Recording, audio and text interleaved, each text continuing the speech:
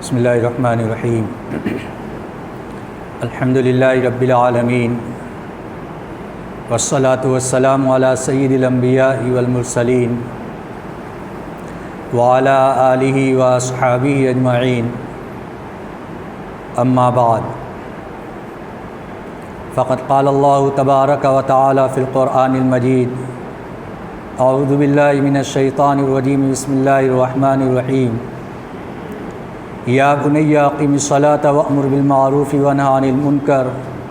واصبر علی ما اصابک ان ذلک من عزم الامور وعن ابی ہریرہ رضی اللہ تعالی عنہ قال قال رسول اللہ صلی اللہ علیہ وسلم ان اللہ تعالی یقول یا ابن آدم تفرغ لعبادتی املأ صدرک غنى واسد فقرک وَإِلَّا تَفْعَلْ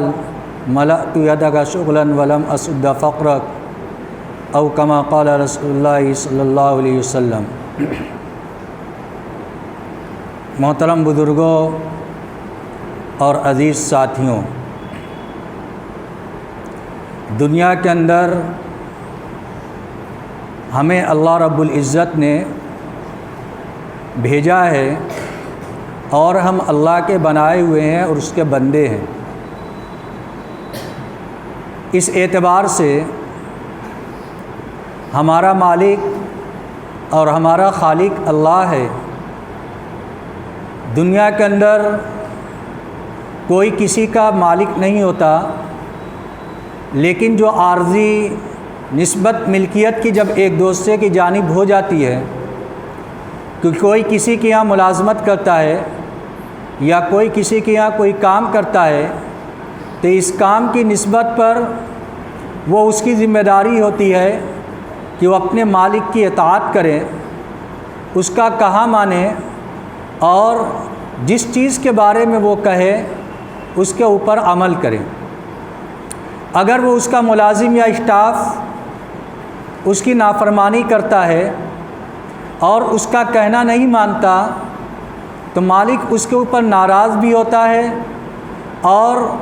اگر ضرورت پڑتی ہے تو اس کو ملازمت سے برخاست بھی کر دیتا ہے۔ تو ان حالانکہ یہ وہ مالک ہے جس نے نہ اس کو بنایا ہے، نہ اس کو پیدا کیا ہے، نہ اس کی ضروریات کا تکفل کر رہا ہے، اور دنیا کے اندر جتنی نعمتیں اس کو حاصل ہیں ان ساری نعمتوں کو عطا کرنے والا یہ نہیں ہے، یعنی مالک حقیقی نہیں ہے، مالک عارضی ہے۔ جو کوئی مالک عارضی ہوتا ہے، ٹیمپریری مالک ہوتا ہے، تو دنیا کے اندر یہ دستور سمجھا جاتا ہے کہ وہ اس کا ملازم ہے تو وہ اس کا کہنا مانے گا، اس کا کام کرے گا۔ اگر اس کے کام کے اندر کوتاہی کرے گا تو مالک اس سے ناراض ہوتا ہے، اور اس ناراضگی کے اندر وہ اس ناراضگی کے اندر وہ حق بجانب ہوتا ہے، اس وجہ سے کہ وہ اس نے اس کو ملازمت کے اوپر رکھا ہے۔ اب سوچیں، جس اللہ نے ہمیں اس دنیا کے اندر بھیجا ہے وہ ہمارا مالک ہے، ہماری زندگی کا بھی مالک ہے اور ہماری موت کا بھی مالک ہے۔ تبارک الذی بیدہ الملک وہو علی کل شیء قدیر الذی خلق الموت والحیاۃ لیبلوکم ایکم احسن عملا۔ زندگی اور موت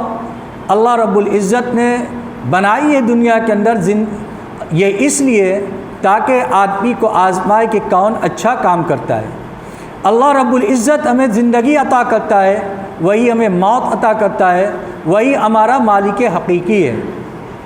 جب اللہ ہمارا مالک حقیقی ہے تو کیا اس کی فرما برداری کرنا، اس کے حکم کو بجا لانا، کیا یہ ایک بندے کی ذمہ داری نہیں ہوگی؟ اور اگر بندہ اس حکم کی بجا آوری کے اندر کوتاہی برتے ہیں تو اس کی وجہ سے وہ اللہ کے ناراضگی کو دعوت دینے والا ہوگا اور اس کی ناراضگی کو مول لینے والا ہوگا۔ آج ہم اللہ کے کتنے انعامات اور احسانات تلے دبے ہیں۔ خود زندگی اور موت اللہ کی دی ہوئی ایک نعمت ہے، ہر ایک سانس اللہ کی دی ہوئی ایک نعمت ہے۔ اللہ رب العزت اگر سوال کرنے لگے تو آدمی زندگی کے اندر استعمال کی جانے والی نعمتوں کا جواب حشر کے اندر نہیں دے پائے گا، ایک نعمت کا بھی جواب نہیں دے پائے گا۔ اللہ رب العزت کے اتنے انعامات بندوں کے اوپر ہے، کیا اس کے بالمقابل بندے کا فریضہ اللہ کے اوپر کچھ نہیں ہے کہ بندہ بھی کچھ ایسے کام کرے جس کے ذریعے سے اس کا اللہ، اس کا مالک اس سے راضی ہو جائے اور اللہ کی رحمت بندوں کی جانب متوجہ ہو جائے۔ اللہ کی رحمت کو متوجہ کرنے والی چیزیں کب متوجہ ہوتی ہیں؟ ان رحمت اللہ قریب من المحسنین۔ قرآن پاک کے اندر اللہ رب العزت نے ارشاد فرمایا، بے شک اللہ کی رحمت نیک کام کرنے والے کے قریب ہوتی ہے۔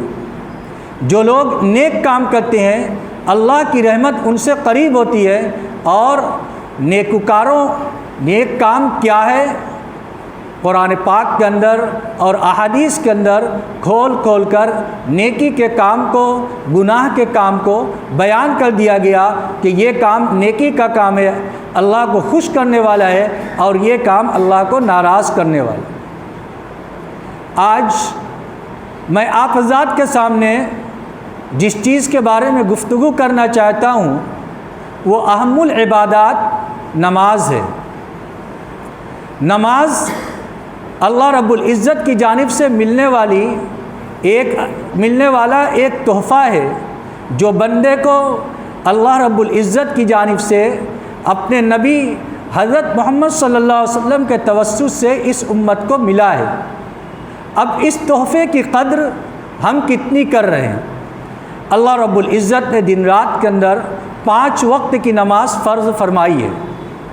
ہماری اپنی زندگی کا حال کیا ہے؟ کیا ان 5 وقت کی نمازوں کا اہتمام ہوتا ہے، یا جب موقع ملتا ہے ہم مسجد کے اندر آ جاتے ہیں، موقع نہیں ملتا ہماری نمازیں غائب ہو جاتی ہیں، کئی وقت کی چھوٹ جاتی ہے، پھر موقع ملا تو اس کی قضا کر لی، نہیں ملا تو وہ بھی چھوٹ جاتی ہے اور ذمے پر باقی رہتی ہے۔ نماز اللہ کی جانب سے ملنے والا سب سے اہم حکم ہے۔ احادیث کے اندر جو 5 بنیادی چیز ارشاد فرمائی گئی اس میں سے ایک، جس کے اوپر بنی الاسلام علی 5، گواہی کے بعد، کلمہ شہادت کے بعد، وَإِقَامِ الصَّلَاۃ، نماز کو قائم کرنا سب سے اہم فریضہ قرار دیا گیا۔ اللہ کے نبی صلی اللہ علیہ وسلم نے اپنی آنکھ کی ٹھنڈک نماز کے اندر قرار دیا، جس سے معلوم ہوتا ہے کہ نماز پڑھنے کی وجہ سے ہم سب کے نبی حضرت محمد صلی اللہ علیہ وسلم کے آنکھ کو ٹھنڈک ملے گی، یعنی آپ کو سکون نصیب ہوگا۔ اور اگر بندہ نماز نہیں پڑھے گا تو اللہ کے نبی صلی اللہ علیہ وسلم کو تکلیف پہنچے گی۔ کیا ایک مسلمان اپنے نبی صلی اللہ علیہ وسلم کو تکلیف پہنچانے کے بارے میں سوچ سکتا ہے؟ ظاہر سی بات ہے کہ وہ اس کے بارے میں ذرہ برابر بھی سوچ نہیں سکتا کہ وہ اپنے نبی کو جان بوجھ کر تکلیف پہنچائے گا۔ لیکن اگر کوئی شخص نماز نہیں پڑھے گا تو اللہ کے نبی صلی اللہ علیہ وسلم کو تکلیف پہنچانے والا ہوگا۔ آخر کیا وجہ تھی کہ اللہ کے نبی صلی اللہ علیہ وسلم آخر وقت کے اندر، جب کہ آپ کھڑے بھی نہیں ہو پا رہے تھے اور بیماری شدید تھی، اس کے باوجود آپ مسجد کے اندر نماز کے لیے جانے کا اہتمام فرماتے ہیں۔ 2 آدمیوں کے سہارے آپ کو مسجد کے اندر لے جانے کی کوشش کی جاتی ہے،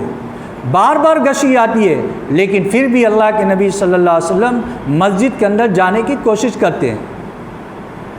نماز کی اہمیت اور نماز کی عظمت کی وجہ سے۔ آج نماز کی اہمیت اور نماز کی عظمت ختم ہو رہی ہے۔ دلوں کے اندر نماز کا جو اہتمام ہونا چاہیے وہ اہتمام آج ہمارے دلوں کے اندر نہیں ہے۔ حضرت عمر ابن خطاب رضی اللہ تعالیٰ جن کی حکومت ضرب المثل ہے، اور حضرت عمر رضی اللہ تعالیٰ اپنے عمال کو ہر وقت خط لکھا کرتے تھے اور ضروری ہدایات ان کو فرمایا کرتے تھے۔ اس میں حضرت عمر رضی اللہ تعالیٰ نے ارشاد فرمایا، ان اہم امورکم عندی الصلاۃ، تمہارے تمام معاملات میں سب سے اہم معاملہ میرے نزدیک نماز ہے۔ جو شخص نماز کی حفاظت کرنے والا ہوگا وہ دین کے دوسرے شعبوں کی بدرجہ اولا حفاظت کرنے والا ہوگا، اور جو شخص نماز کو ضائع کر دے گا، اللہ کے حق کو ضائع کر دے گا، وہ دوسرے کے حقوق کو بھی ضائع کر دے گا۔ آج بڑی بے دردی کے ساتھ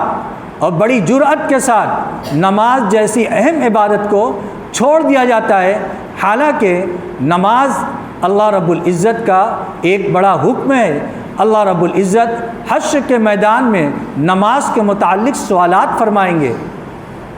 عبادات کے اندر سب سے پہلے نماز کے متعلق سوال ہوگا۔ حدیث پاک کے اندر آتا ہے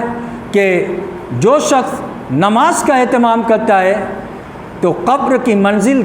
قبر کے اندر اللہ رب العزت اس کا 5 طریقے سے اعزاز و اکرام فرماتے ہیں۔ کس بنیاد پر؟ نماز کے اہتمام کی بنیاد پر۔ ایک آدمی کا مرنا یقینی ہے، مرنے کے بعد سب سے پہلی منزل آخرت کے اندر قبر کی منزل ہے۔ قبر کی منزل کے اندر نماز کے اہتمام پر 5 طریقے سے اعزاز و اکرام فرمایا جائے گا، اور بندے کے ساتھ 5 طریقے سے اعزاز و اکرام فرمایا جاتا ہے۔ سب سے پہلا یہ ہے کہ دنیا کے اندر اس کے اندر رزق کی تنگی ختم کر دی جاتی ہے، جس کی بنیاد پر آدمی نماز کو چھوڑ دیتا ہے۔ اللہ کے نبی صلی اللہ علیہ وسلم نے ارشاد فرمایا، نماز کے اہتمام پر بندے کے ساتھ 5 طریقے سے اعزاز و اکرام کیا جاتا ہے۔ سب سے پہلے رزق کی تنگی ہٹا لی جاتی ہے۔ دیکھیے، آدمی دنیا کے اندر نماز کو جو آگے پیچھے کرتا ہے، کام کے اندر پھنس کر کرتا ہے، کام کی وجہ سے آدمی نماز کو چھوڑ دیتا ہے، کئی وقت کی نماز کو ضائع کر دیتا ہے۔ اللہ کے نبی صلی اللہ علیہ وسلم ارشاد فرماتے ہیں کہ نماز کا اہتمام کرو گے، اللہ رب العزت رزق کی تنگی کو ختم فرمائیں گے۔ قبر کے اندر اللہ رب العزت وسعت فرمائیں گے، تنگی کو ختم فرما دیں گے۔ ورنہ قبر آخرت کی منزل کے اندر سب سے پہلی منزل ہے۔ اگر کوئی نیک بندہ جاتا ہے تو قبر اس کے لیے وسیع کر دی جاتی ہے، اور کوئی بدکار جاتا ہے تو قبر اس کے اوپر تنگ کر دی جاتی ہے، حتیٰ کہ ایک طرف کی پسلی دوسری پسلیوں میں گھس جاتی ہے، جیسے ایک ہاتھ کی انگلی دوسرے ہاتھ کی انگلیوں میں گھسا کر اللہ کے نبی صلی اللہ علیہ وسلم نے اشارہ فرمایا۔ تو قبر کی منزل ایسے شخص کے اوپر آسان کر دی جاتی ہے۔ منکر نکیر کے سوالات اور جوابات جس کا ہر ایک کو سامنا کرنا ہے، اللہ رب العزت نماز کے اہتمام کی بنیاد پر آدمی کے لیے آسان کریں گے۔ اسی طریقے سے حشر کے میدان میں نامہ اعمال دائیں ہاتھ میں عطا کیے جائیں گے، جو اس بات کی نشانی ہوگی کہ یہ شخص کامیاب ہے۔ فمن اوتی کتابہ بیمینہ فیقول ہاؤم اقرؤوا کتابیہ، جس شخص کو حشر کے میدان میں نام اعمال دائیں ہاتھ میں عطا کیے جائیں گے، وہ شخص لوگوں کو دکھلاتا ہوا پھرے گا کہ دیکھ لو آج میں کامیاب ہو گیا، اور جس کو بائیں ہاتھ پہ دیا جائے گا وہ افسوس کرے گا، کاش کہ آج مجھے نام اعمال نہ ملتا تو مجھے یہ رسوائی اور شرمندگی کا سامنا نہ کرنا پڑتا، کیونکہ وہاں پر اولین اور آخرین کا اجتماع ہوگا، وہاں کی خوشی ہمیشہ ہمیش کی خوشی ہوگی، اور وہاں کی شرمندگی ہمیشہ ہمیش کی شرمندگی ہوگی۔ اس وجہ سے وہ اس شرمندگی سے بچنے کے لیے نماز کا اہتمام کریں گے، وہاں پر نامہ اعمال دائیں ہاتھ میں عطا کیا جائے گا، اور اللہ رب العزت نماز کی برکت سے جنت کے اندر داخلہ مقدر فرمائیں گے۔ دیکھیے کتنے بڑے بڑے وعدے اللہ رب العزت نماز کے اہتمام پر فرما رہے ہیں، اور آج ہم دنیا حاصل کرنے کی کوشش کر رہے ہیں نماز کو چھوڑ کر۔ اگر کوئی شخص نماز کو چھوڑ کر زندگی گزارے گا تو اللہ کی ناراضگی کو مول لے گا،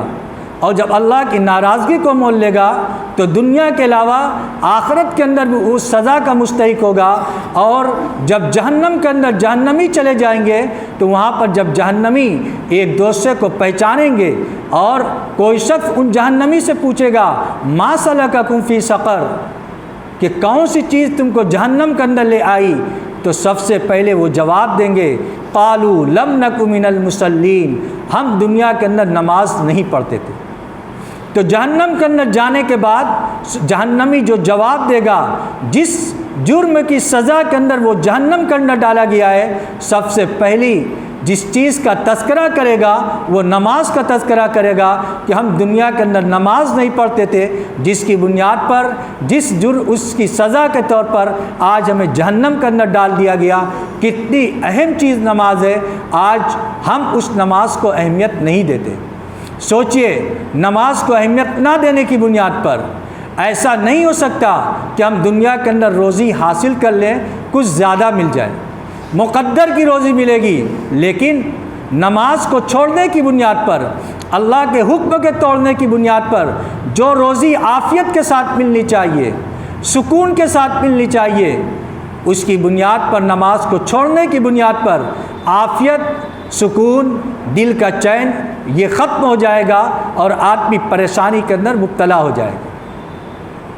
ہم جب دنیا آتی ہے تو بہت خوش ہوتے ہیں، لیکن ذرا یہ بھی دیکھیں کہ کیا ہمارے دل کے اندر چین اور سکون ہے، ہمیں اطمینان نصیب ہے؟ پہلے کے مقابل آج ہم حالات کے اعتبار سے آسودگی کے اندر ہیں، آسائش کے اعتبار سے، پہلے کے اعتبار سے گھروں کے اندر سامان زیادہ ہیں، لیکن پہلے دل کے اندر جو چین اور سکون تھا، کیا آج وہ چین اور سکون حاصل ہے؟ آدمی پریشان حال ہے، اس کی نیند اڑی ہوئی ہے، ہر وقت متفکر رہتا ہے، پریشان حال رہتا ہے۔ کیوں پریشان رہتا ہے؟ حالانکہ پہلے اسباب کے اعتبار سے پہلے سے زائد ہے، ہر وقت آئندہ کی فکر، بڑھانے کی سوچ، اس کے اندر آدمی لگا رہتا ہے، جس کی بنیاد پر آدمی اپنی آخرت سے غافل ہو جاتا ہے، اللہ کی یاد سے غافل ہو جاتا ہے، پھر وہ چین اور سکون حاصل نہیں ہوتا، کیونکہ دنیا ایسی چیز ہے کہ اگر آدمی کے پاس ایک وادی سونے کی ہو جائے تو وہ اس کے اوپر قناعت نہیں کر سکتا۔ یہ دنیا کی فطرت ہے۔ اللہ کے نبی صلی اللہ علیہ وسلم نے حدیث پاک کے اندر ارشاد فرمایا کہ اگر ایک وادی دنیا کی سونے کی ہو جائے تو آدمی اس کی فکر کے اندر رہے گا کہ دوسری وادی حاصل ہو جائے، اور وہ بھی حاصل ہو جائے تو اور بڑھانے کی فکر کے اندر رہے گا، اور اس کی مٹی اور اس کی خواہش کو کوئی چیز نہیں بھر سکتی سوائے قبر کی مٹی کے۔ یعنی جب آدمی مر جائے گا پھر اس کی خواہشات کا سلسلہ ختم ہو جائے گا، ورنہ دنیا کے اندر کوئی چیز اس کی خواہشات کو بند نہیں کر سکتی۔ ہم غور کریں، ہم سوچیں کہ ہم سب سے پہلے اللہ کے بندے ہیں، ہم نے اللہ کو مانا ہے، نبی صلی اللہ علیہ وسلم کو اس کا رسول مانا ہے، قبر کے اوپر ہمارا ایمان ہے، قرآن کے اوپر ہمارا ایمان ہے، آخرت کے اوپر ہمارا ایمان ہے، ہمارا یہ عقیدہ اور یہ یقین ہے کہ دنیا کے اندر جو آدمی کی روزی ہے وہ اس کو مل کر رہے گی، تقدیر کی روزی اس کو پہنچ کر رہے گی۔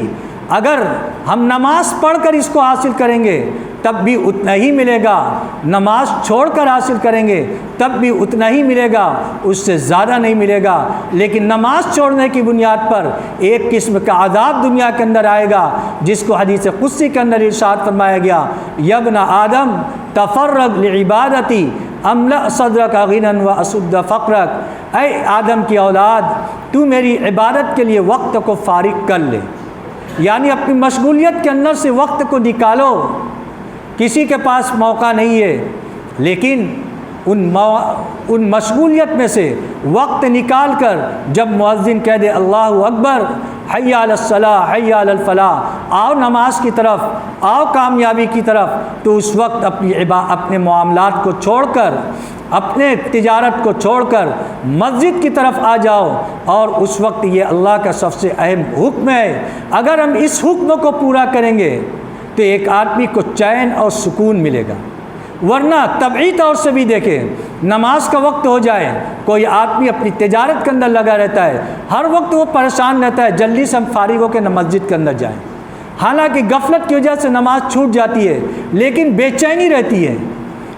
کیوں بے چینی ہے؟ اس لیے کہ ہم اللہ کو حکم کو چھوڑ رہے ہیں، جس کی بنیاد پر اس بے چینی کے اندر مبتلا کر دیے گئے۔ اللہ رب العزت فرماتا ہے کہ تم عبادت کے لیے معاملات کو، تجارت کو چھوڑ کر مسجد کے اندر آ جاؤ، اللہ کے حکم کو پورا کرو، میں تمہارے دل کے اندر چین اور سکون ڈالوں گا اور دوسری نعمت یہ عطا کروں گا کہ تمہاری ضروریات کا تکفل کروں گا، پورا کر دوں گا۔ دنیا کے اندر جو آدمی کی ضروریات ہے اللہ رب العزت نے اس کو پورا کرنے کی ذمہ داری لی ہے، خواہشات کے نہیں۔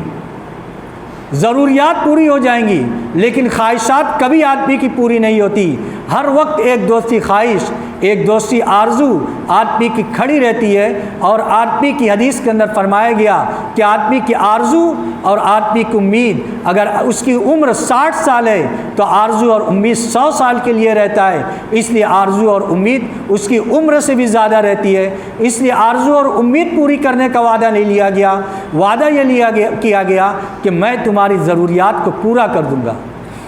وَإِلَّا تَفْعَلْ، اگر تم نے ایسا نہیں کیا، یعنی میری عبادات کے وقت، میری عبادت کے لیے وقت کو فارغ نہیں کیا،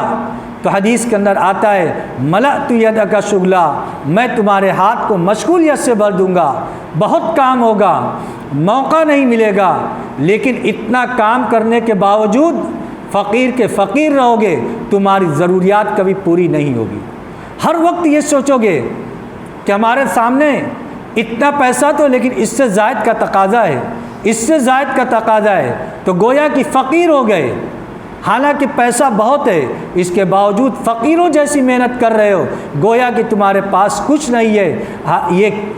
اس جرم کی سزا ہے کہ اللہ کی جانب سے عبادت کا وقت آیا تھا، نماز کے لیے مؤذن نے اذان دی تھی، آواز دی تھی، اس وقت نماز کے لیے نہیں گئے بلکہ اپنی کام کے اندر لگے ہوئے، تجارت کے اندر لگے رہے، تو اللہ رب العزت کی جانب سے 2 عذاب دیا گیا۔ ایک تو مشغولیت کے اندر پھانس دیا گیا اور دوسرے ضروریات کو پورا نہیں کیا گیا۔ اس لیے ہم اس پر سنجیدگی سے غور کریں کہ اس حادثات کے دور کے اندر آئے دن سننے کے اندر آتا ہے کسی کا ایکسیڈنٹ ہو گیا، کسی کا برین ہیمریج ہو گیا، کسی کے اوپر کوئی ایسی بیماری آ گئی کہ اب وہ کسی لائق نہیں بچا، اور اس کے اندر کوئی عمر کی بھی قید نہیں، نوجوان بھی ہو رہا ہے، بوڑھے بھی ہو رہے ہیں، ادھیڑ بھی ہو رہے ہیں۔ ہمارا کیسا وقت آگے کا ہے ہمیں معلوم نہیں، موت کب آ جائے ہمیں معلوم نہیں، لہذا جب یہ چیز ہمیں معلوم نہیں تو ہم حتمی چیز جو اپنی آخرت ہے وہ نماز کے ذریعے سے سدھرے گی، نیک کام کے ذریعے سے سدھرے گی۔ جب ہم نماز کا اہتمام کریں گے تو اللہ رب العزت دوسری نیکی کی بھی توفیق دے گا، کیونکہ ایک نیکی دوسری نیکی کو کھینچتی ہے اور ایک برائی دوسری برائی کو جنم دیتی ہے، لہذا جب ہم نیکی کی کوشش کریں گے تو دوسری نیکی کی بھی توفیق ملے گی، اور اگر ہم برائی کے اندر پڑیں گے تو دوسری برائی کے اندر مبتلا ہو جائیں گے۔ اس لیے ہم اس کے بارے میں غور کریں اور نماز کے اہتمام کرنے کی کوشش کریں۔ اللہ رب العزت ہم سب کو 100% نماز پڑھنے کی توفیق عطا فرمائے۔ وآخر دعوانا الحمد للہ رب العالمین۔